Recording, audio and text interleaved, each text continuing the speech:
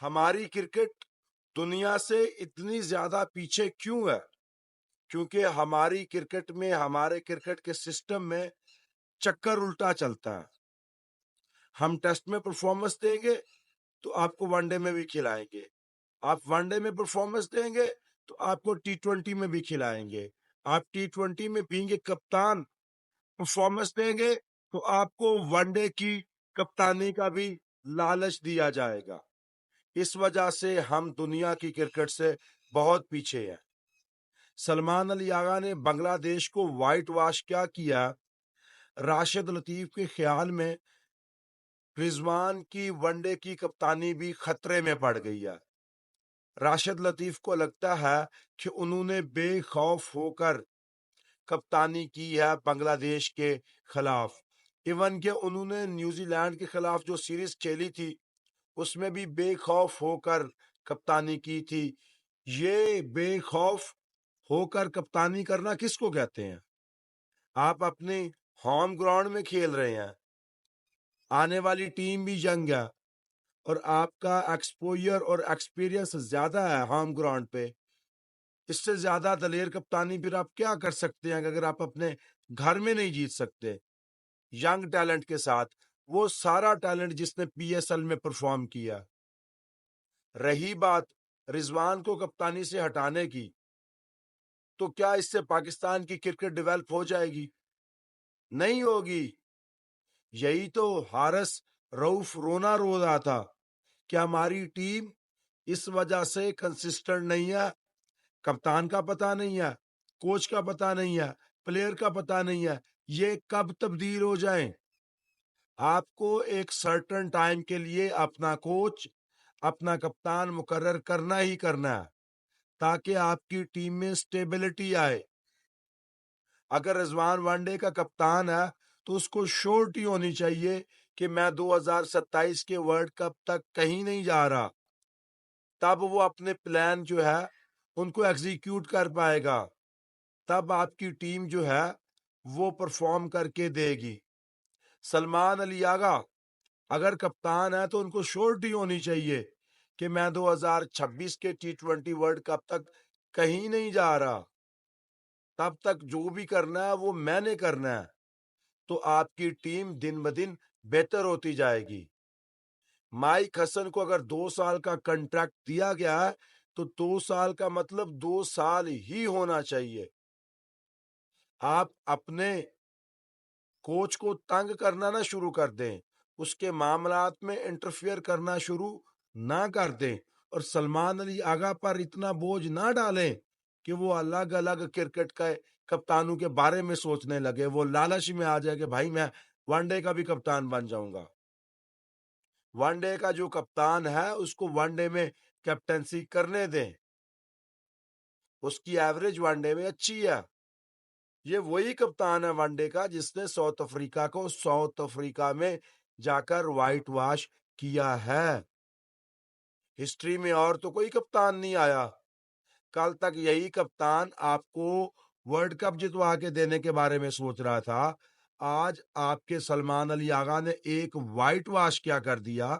آپ کو لگتا ہے کہ بھائی اب پاکستان کی ساری کرکٹ تبدیل ہو گئی ہے. وائٹ واش تو رضوان نے بھی کیا تھا. سلے میں کیا ملا؟ پرفارمنس بری، ٹیم کی پرفارمنس بری. ون ڈے میں رضوان ڈراپ کس سے ہو رہا؟ T20 سے. رضوان کی کپتانی کس فارمیٹ سے گئی؟ T20 میں. تو برے دن بتا کے نہیں آتے، برے دن ایسے ہی آ جاتے ہیں کہ آپ کو پتہ نہیں چلتا. جب آپ کسی کا حق کھانے کے بارے میں بات نہیں کرتے، آپ سٹینڈ لیتے ہیں کہ نہیں بھائی میں پرفارم کر رہا ہوں ٹیسٹ میں تو میں ایز اے یا تو وائس کیپٹن کھیلوں گا یا پھر ایز اے پلیئر کھیلوں گا. کیونکہ ابھی تک ٹیسٹ کا کپتان شان مسعود ہے. اگر اس کو ریپلیس کیا جاتا ہے تو وائس کیپٹن سعود شکیل کی جگہ بنتی ہے، کبھی بھی سلمان علی آغا کی جگہ نہیں بنتی. کیونکہ اس کی پرفارمنس ایسی نہیں ہے کہ اس کو کنٹینیو ایز اے کیپٹن رکھا جائے. شاید آپ بیٹسمین کے طور پر اس کو کنسیڈر کر سکتے ہیں، مگر as a better, as a captain وہ ٹیسٹ کو لیڈ کرتا ہوا نظر نہیں آ رہا. شاید چھوٹا ڈاؤن بہتر آپشن ہے شان مسعود کی نسبت ٹیسٹ میں، مگر رضوان کو ریپلیس کرنا بدنیتی بددیانتی ہوگی رضوان کے ساتھ بھی، پاکستان کی کرکٹ کے ساتھ بھی. ابھی آگا کو میچور ہونا ہے. ابھی آگا جب ڈفرنٹ کنڈیشنز میں جا کے لیڈ کرے گا تو آگا کی کیپٹنسی نکل کر باہر آئے گی. پتا چلے گا کہ آگا میں کتنا دل گردہ ہے، کتنے آپشن وہ لے سکتے ہیں. آج کے سیریز میں جو ہوئی ہے اس میں آگا نے 8 بالر استعمال کیے ہیں، یعنی دماغ کا تھوڑا بہت استعمال کیا. لیکن کیا اس طرح کی بالنگ باقی ٹیموں کے خلاف چل جائے گی؟ کیا اس طرح کا سیٹ اپ آپ جا کے بنگلہ دیش کی وکٹیں تو بہت سلو ہوتی ہیں، وہاں سپن پہ کھیلنا آسان نہیں ہوتا. کیا اس طرح کا ٹریک آپ کا وہاں پہ چل جائے گا؟ تو ڈفرنٹ ٹیموں کے خلاف ڈفرنٹ مینیو ہونا چاہیے. ابے مینیو ایسا ہی ہوتا ہے، ڈفرنٹ سلیکشن ہونی چاہیے. تب آپ کو پتا چلے گا کہ آپ کی ٹیم کتنے پانی میں ہے. اپنی کنڈیشن سے باہر جا کر جب آپ پرفارم کرتے ہیں تب آپ ایک بڑے کپتان بڑی ٹیم بنتے ہیں. انڈیا ہمیشہ گھر میں پرفارم کرتا رہا ہے، لیکن بڑی ٹیم کب بنا؟ جب اس نے باہر جا کے پرفارم کرنا شروع کیا. سب کہتے تھے انڈیا گھر کا شیر ہے، لیکن اس کی ویلیو کب بنی؟ روہت شرما کی بینگ اے بیٹر ویلیو کب بنی؟ وراٹ کوہلی کے بینگ اے بیٹر ویلیو کب بنی؟ جب اس نے باہر جا کے ایلین کنڈیشنز میں پرفارمنسز دی، جب انگلینڈ میں جا کے سینچریز بنائی، جب آسٹریلیا میں جا کر کھیلا، جب نیوزی لینڈ میں ساؤتھ افریقہ میں رن بنا. یہ کنڈیشنز ایشینز کے لیے آلموسٹ ایلین ہے. وہاں پر جا کر کھیلنا آسان نہیں ہوتا.